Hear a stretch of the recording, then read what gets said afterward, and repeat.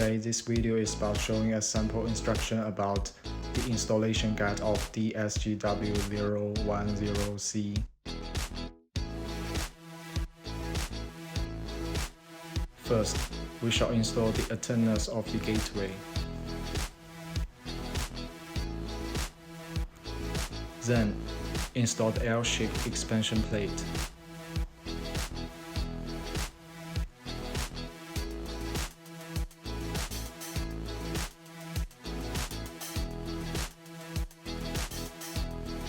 The third step is to install the bracket following the guide.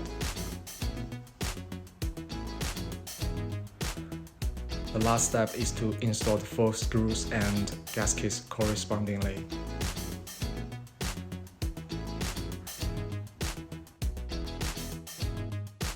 After the whole installation steps, we can check the installation condition in real scenario.